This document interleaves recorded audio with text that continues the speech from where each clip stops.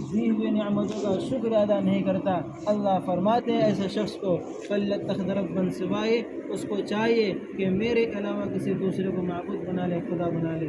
مجھے ایسے انسان کی ضرورت نہیں ہے کہ جو میرے قضا کو نہیں مانتا، جو میرے کیا مصیبتوں پر صبر نہیں کرتا، جو میری نعمتوں کو شکر ادا نہیں کرتا، پھر کس طرح کا بندہ ہے؟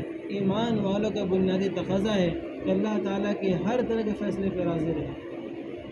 اللہ فرماتے ہیں هو الذي خلقكم ثم رزقكم ثم يميتكم ثم يحييكم هل من شركائكم من يفعل من ذلك من شيء سبحانه وتعالى عما يشركون۔ اللہ فرماتا ہے اللہ وہی ہے جس نے تمہیں پیدا کیا، تمہیں رزق دیا، تمہیں زندگی دی، تمہیں موت دے گا۔ اللہ کے علاوہ کوئی ہے ایسا جنہیں تم پکارتے ہو جو یہ کام کر سکتا ہے، رزق دے سکتا ہے، زندگی دے سکتا ہے، موت دے سکتا ہے؟ کیا ہے ایسا کوئی؟ اللہ فرماتے ہیں میرے پاس تو ہوگے، کہاں جاؤ گے تم؟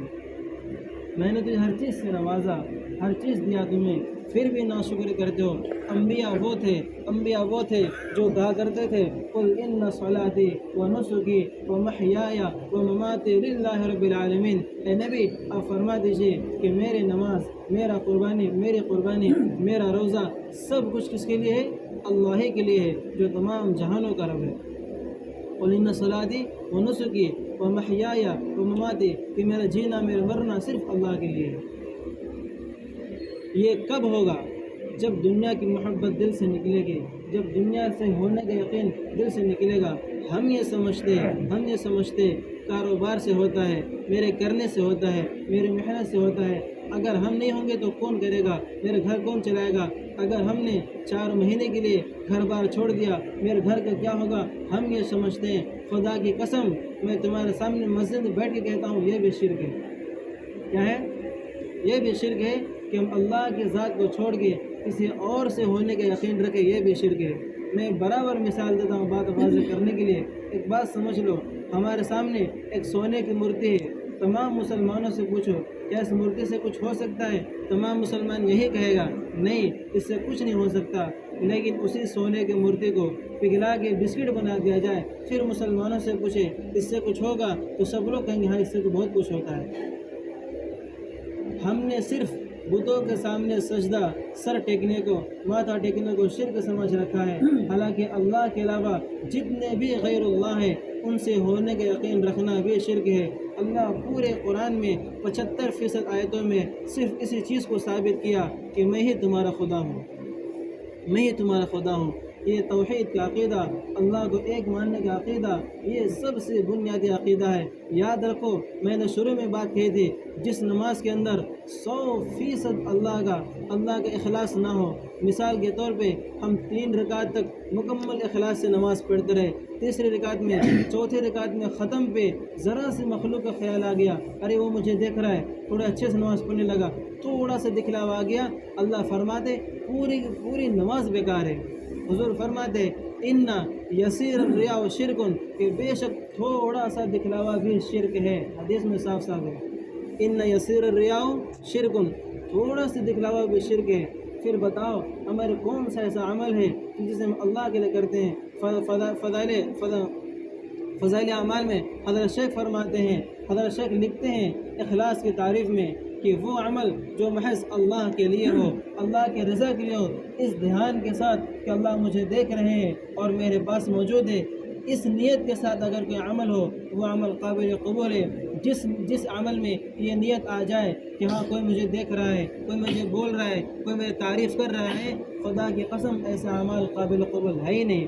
اللہ نے بخاری شریف، امام بخاری جو سب سے بڑے محدث ہیں، امام المحدث ہے، امیر المحدث ہے، وہ لکھتے ہیں اپنی کتاب میں سب سے بڑے حدیث نقل کرتے ہیں انما الاعمال بالنیات وانما لامرئ ما نوى فمن كانت هجرته الى الله ورسوله فهجرته الى الله ورسوله ومن كانت هجرته الى دنیا يصيبها او امرأة يتزوجها فهجرته الى ما هاجر اليه۔ اللہ نبی فرماتے ہیں کہ تمام اعمال کے دار و مدار نیت پہ ہے، کہ جس نیت کے ساتھ جو عمل کرے گا اس کو اسی چیز کا ثواب ملے گا۔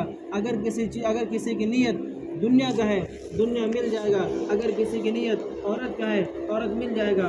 کیونکہ جب ہجرت کا موقع تھا، کچھ صحابہ نے کسی عورت سے شادی کے لیے کیا ہے، اس نے ہجرت کیا تھا، تو فرماتے وہی ہجرت قابل قبول ہے اور ثواب والا ہے، جو صرف کس کے لیے ہو، ہجرت ہو الی اللہ و رسول، جو ہجرت اللہ اس کے رسول کے لیے ہو وہی ہجرت قابل قبول ہے۔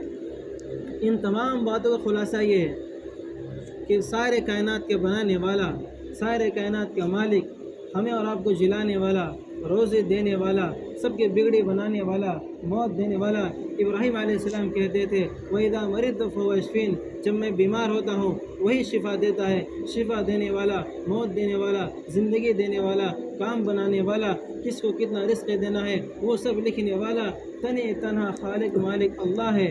اور اس کے بعد عبادت ہے، عبادت بھی 100% اخلاص کے ساتھ اللہ کے لیے ہو، یہ قابل قبول ہے۔ تیسری چیز ہے قربانی کے ساتھ اللہ کے راستے میں جانا، اور اگر اس جانے میں یہ رکاوٹ آتی ہے کہ میرا کاروبار ہے، بیوی بچے ہے، تجارت ہے، خدا کی قسم اس کا ایمان بنا ہی نہیں، اب بھی وہ دنیا کو چاہتا ہے، اب بھی یہ سوچتا ہے کہ ہاں اللہ کی تقدیر کوئی چیز نہیں ہے، جو ہوتا ہے میرے کرنے سے ہوتا ہے، جو ہوتا ہے میرے کرنے سے ہوتا ہے، اگر ہم نے کرنا چھوڑ دیا ہم بھوکے مر جائیں گے، ایسا وہ سمجھتا ہے، خالق کو یقین نہیں ہے۔ تو 3 باتیں ہیں، اللہ کو ایک ماننا عبادت میں بھی اور ویسے بھی، اللہ کو ایک ماننا، عبادت اخلاص سے اللہ کے لیے کرنا، تیسری چیز دین کو بنانے کے لیے، بچانے کے لیے، ایمان بڑھانے کے لیے قربانی دینا۔ جب یہ 3 چیزیں ہوں گی انشاءاللہ ثم انشاءاللہ دنیا میں بھی کامیاب ہوں گے، آخرت میں بھی کامیاب ہوں گے۔ تو بتائیں اپنے ایمان بنانے کے لیے، آخرت میں کامیاب ہونے کے لیے اللہ کے راستے میں کون کون جاتا ہے 4 مہینے کے لیے؟ بتائیں بھائی صاحب۔